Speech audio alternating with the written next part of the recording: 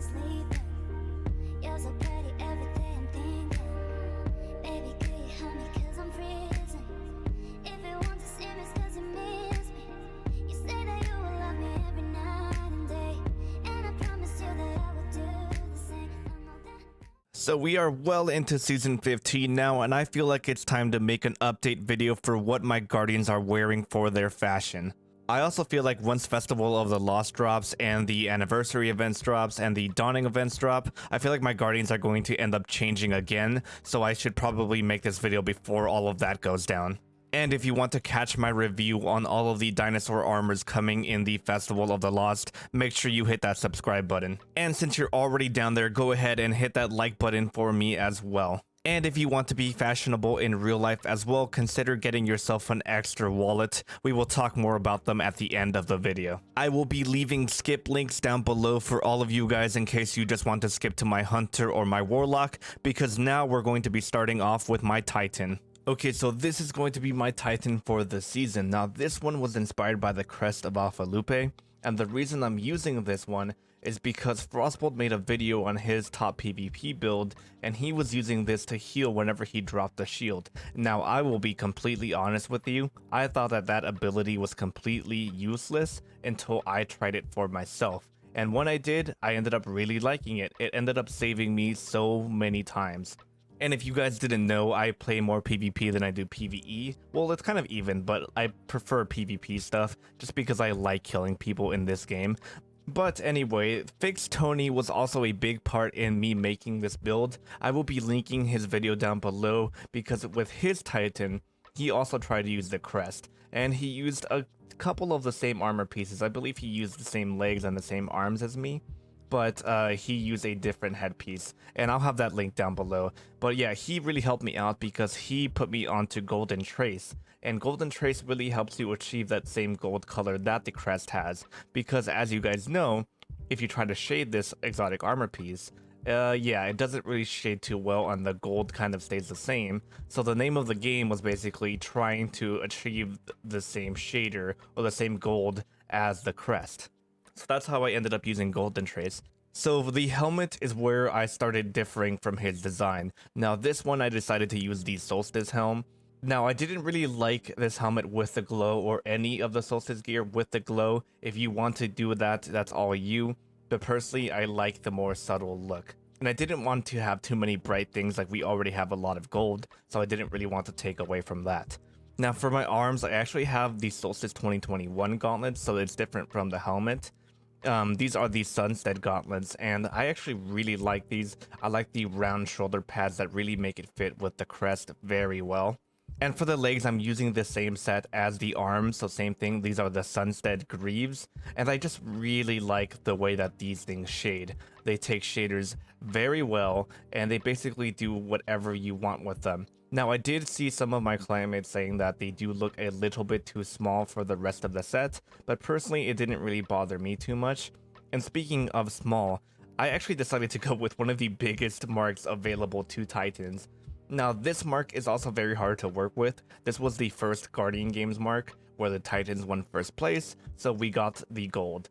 Now, the gold is a tad bit different than the gold that I'm using with the Golden Trace shader, but it wasn't different enough where it would really matter to me, at least. But I definitely had a lot of empty space here in the waist area because there's no armor down here, so I felt like I really needed a beefy mark to really fill in that space, and that's why I decided to go with this one. Now, there is a small downside. Whenever you go to shade this mark, you can't really change the color of this white area.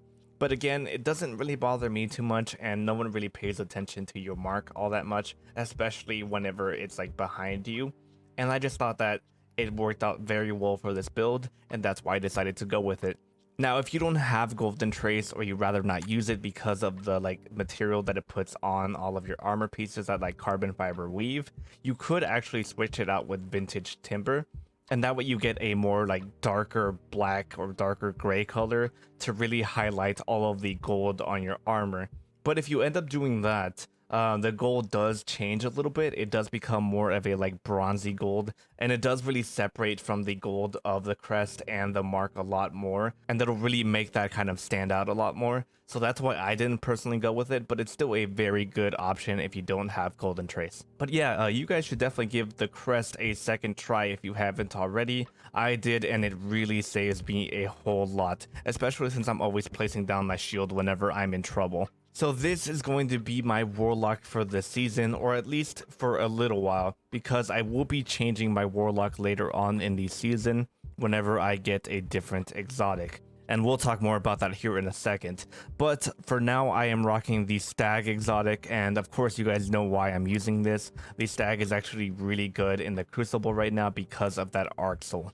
And not only that, but the Capria Linux ornament actually works out very well with the Vault of Glass robes, the Cuirass of the Heathen Lords.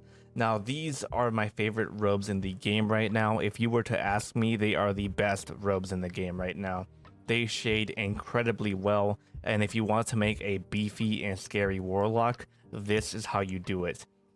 And fun fact, I actually raid almost every single weekend, and it took me so long to get these robes. Like, I recently got these robes. I got 2 Vex Mythoclast before I got these robes. I don't know why I had such bad luck with it, but I just did. And for the shaders, I am currently rocking the Vitrified Duality shader, but honestly, you can rock whatever shader you want with this build. Almost every shader looks great on these robes and the Stag ornament, so I mean, use whatever you want for this. If you don't like the color that I have on, just throw on whatever shader you feel most comfortable with. Now let's talk about the legs. So the legs, I normally go with the holdfast boots. I really enjoy all of the wraps around the thighs, and I enjoy how simple but still like interesting these legs are. But for these robes, I definitely wanted something a lot more busier, and that's why I ended up going with the Legatus boots. There is a lot going on whenever it comes to the Vault of Glass robes, so I did want to keep the same vibe for the 2 of these. Now, I could have chosen something with a lot more armor. Now, my main issue with that is whenever Warlock legs have a lot of armor, they tend to be very bottom heavy, and everything is focused right here, and there's nothing really going on in the thigh area. Which is actually a really big problem for me, because since these robes are open, you really want to show off some interesting legs instead of something boring. And as for the bond that I'm using, I have on the Celestine bond. The reason I went with this one was because of the design on the bond. It reminds me of like an enchanted forest, which really helps you with the theming of the whole stag, since the stag is a very like regal animal. And lastly, for the gloves, I have on the Valkyrian gloves. I really like the color that the Vitrified Duality throws onto these. It's very blue and it's very interesting. And I also really like the color that it throws onto this like elbow area, because it matches the rest of the armor pieces here. Now, I did say that I was going to change this armor set a little bit later on in the season, and that's because I actually have a different pair of gloves in mind. Later on in the season, I'm actually going to be using the Nemean hood. And by the way, this hood is incredible. If you have a chance to get it later on for Brightdust, I strongly recommend it. But if you actually head over to the Eververse store, there is an ornament for the necrotic grips called Chimera Sting. And this ornament looks actually really freaking dope. I love the little glowy logo right here. I like this like metal structure. I like all of these wires. It really makes the necrotic grips look really classy, and I just really like that. And not only that, but I actually use the thorn a lot in both PvE and PvP, so these will also come in handy. But yeah, that's going to be my Warlock for the season, and now let's finally move on to my Hunter. Now, my Hunter, she's going to be different from the other 2. The other 2, you saw a lot more gold and you saw a lot more presentation to them. But for my Hunter, I actually wanted to keep her a lot more subtle and a lot more stealthy. Now, I did try some other shaders for this Hunter to try to make her like all black, but I ended up not really liking that. Other shaders would really hide the design on the Pathfinder legs, and I really wanted these to kind of be the center of my whole entire build since I just got them. So for mostly everything, we have on Metro Shift, except for the cloak, we have on the Skeletal shader, just to get it a lot more darker. And speaking of that cloak, for the cloak we have on the Solstice cloak, if you guys have watched my videos in the past, I absolutely love this cloak. I can't take it off. It's one of the best cloaks in the game, and it's really easy to get. You always get these robes at the beginning of any Solstice event. And of course, I talked about earlier that I have been rocking the Pathfinder Legards, however you pronounce that. I have been rocking these for a while now. Ever since I got them, I fell in love with them. And I mean, if you guys have seen my other videos, you know why I like them. Extra thick! For the chest armor, I needed something thin to really go with the leggings, and I know for the very old Crucible set, that set actually had some leggings for that hunter, so I wanted to go with that chestplate originally, but I ended up going with the Road Complex, which is kind of based off of the same thing, except the Crucible does have this like annoying little decal right here that you can't really shade. So that's why I ended up going with the Road Complex instead. And also for you new players, these essentially drop from like anywhere. They are a random drop from the world, so you guys can make this too. I also just like how tactical and how like armored up this looks, and it still leaves like the waist area and the stomach area very much exposed with like a spandex material. It looks really nice and almost superhero like. Now for the arms, I decided to use the Contender grips. I almost ended up using the Luck sleeves, but these ended up being a little bit too armored for my taste. And I actually don't really like this big hunter logo right here. I feel like it really directs your eyes to that, and it really distracts from the whole entire set. But if you don't have the Contender grips, which are from the Guardian games, these are also a very good replacement for that. Not only that, but the Contender grips actually take the blue from Metro Shift a lot better, considering that the Metro Shift shader adds a lot of blue to the belt on the Road Complex. It's also a good idea to help balance that out by having blue somewhere else. And lastly, for the head, I have on the Nemean casque. This is one of my new favorite helmets for the Hunter. I like how knight-like it is.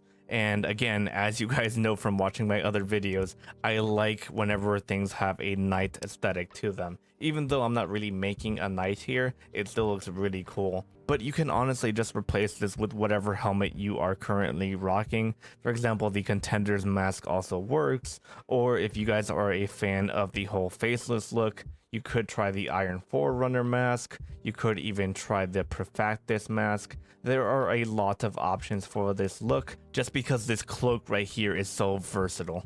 Now, if you're wondering why my hunter doesn't have an exotic, I haven't really found an exotic that I like on hunters yet. I did try out the Dragon Shadow, and I did really like it. Now, the only problem with it is you do have to rock a lot of Iron Banner stuff to really make that work. And I've already seen a ton of great looking hunters with that, so I didn't want to copy any of them. But there are two exotics that I really do use for like PvE activities and maybe some PvP. I do use the Graviton Forfeit quite often, but I didn't want to make another fashion build revolving around it since I already have like 2 videos on that. So that's why I didn't go with that this time. But that's still a good choice for you. And of course, I also have the Celestial Nighthawk. I do have several ornaments for it, but I feel like the base Celestial Nighthawk is the best option here because it is more round. The other ornaments just tend to be a little bit too thin, and specifically with the Harfringard, however you say this ornament, this one is a lot more pointy when everything else is very round and smooth on my set, so that's why I don't really go with that. But for the most part, I just rock no exotic with my hunter, and she just looks stealthy and cool. So that is all 3 of my guardians so far for season 15. I hope you guys enjoyed the video. Go ahead and leave me your thoughts down below in the comments. Remember that the next video I will be doing will be going over all of the Festival of the Lost armor sets. So that will be the dinosaur armor sets. So get subscribed for that. Go ahead and also hit that like button if you did enjoy this video. And if you are currently on the hunt for a new wallet, consider getting yourself a